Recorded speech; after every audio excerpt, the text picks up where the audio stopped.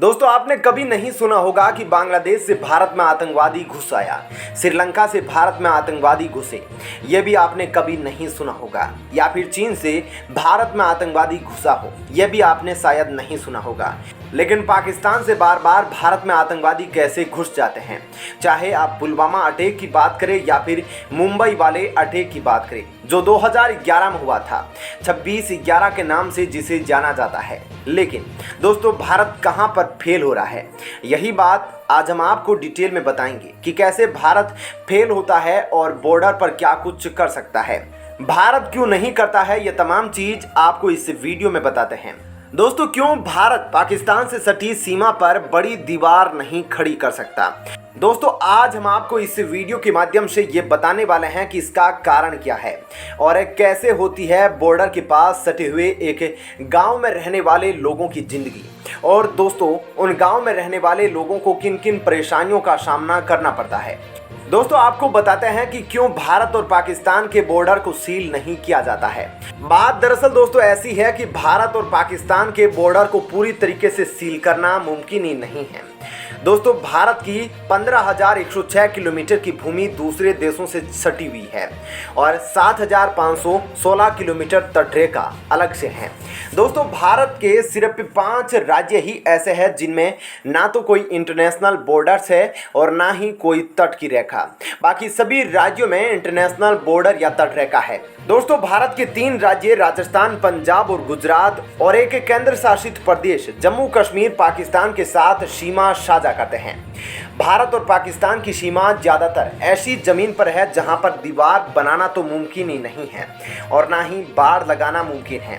साथ ही यहां कोई सिक्योरिटी सिस्टम संभव नहीं है क्योंकि यहां पर एक समतल जमीन नहीं है। दोनों देशों के बीच यह सीमा रेखा पहाड़ों, चोटियों, मैदानों, घाटियों, जंगल, रेगिस्तान, दलदल और कई इलाकों से होकर गुजरती है जिन्हें पूरी तरह से सील नहीं किया जा सकता। जितनी भी कोशिश की जाए और चाहे कितनी भी सुरक्षा कर ली जाए, पाकिस्तान से भारत में घुसपैठ, स्मगलिंग और तस्करी को पूरी तरीके से रोका नहीं जा सकता। दोस्तों इसका सबसे बड़ा कारण है भारत और पाकिस्तान के बॉर्डर की भौगोलिक स्थिति।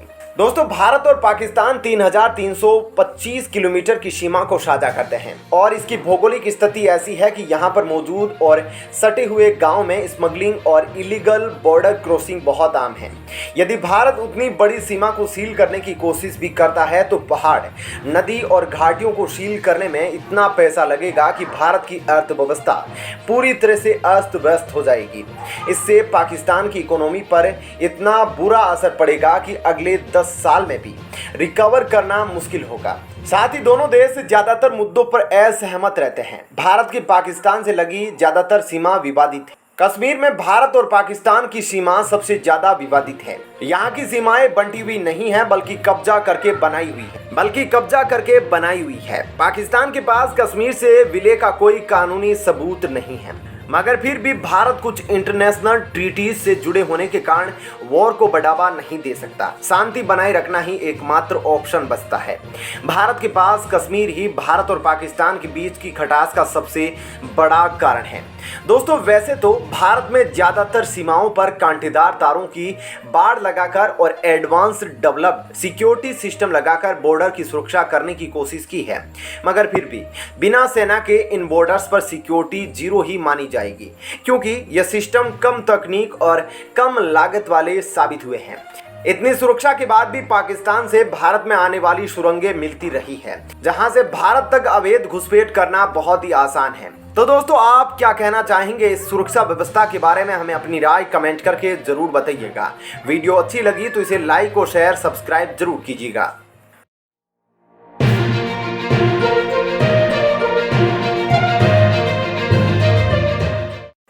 दोस्तों भारत अपनी सेनाओं को लगातार ताकतवर बना रहा है। पहले आईएनएस विक्रांत ने समुद्र में उतरकर दुश्मनों को पैगाम दिया कि समुद्र में अगर कोई साजिश रची तो हिंदुस्तान की फौज छोड़ेगी नहीं, और अब एक और जंगी जहाज ने समुद्र में दहाड़ मारी है। इस रणवीर का नाम है तारागिरी। स्वदेशी स्टेल्थ ब्रिगेड को भारतीय नौसेना में शामिल किया गया है, जिसके बाद इंडियन नेवी की ताकत कई गुना बढ़ गई है। दोस्तों समुद्र में हिंदुस्तान ने एक और जंगबाज को उतार दिया है और जिसने समुद्री लहरों पर हुंकार भरी है। दोस्तों भारतीय नौसेना को एक और सिकंदर मिल गया है। दोस्तों जमीन से लेकर आसमान तक हर मोर्चे पर हिंदुस्तान की ताकत लगातार बढ़ रही है। हिंदुस्तान अपने तर्कस में ऐसे हथियार जमा कर रहा है जो पलक झपकते ही दुश्मन की कब्र खोदने का मादा रखते हैं। समुद्र के मोर्चे पर हिंदुस्तान की नौसेना में ऐसे शिकारी आ रहे हैं जो दुश्मन की जल समाधि बनाने का दमखम रखते हैं। दोस्तों इस मिशन के तहत भारत को एक और योद्धा मिल गया है जिसका नाम है तारागिरी।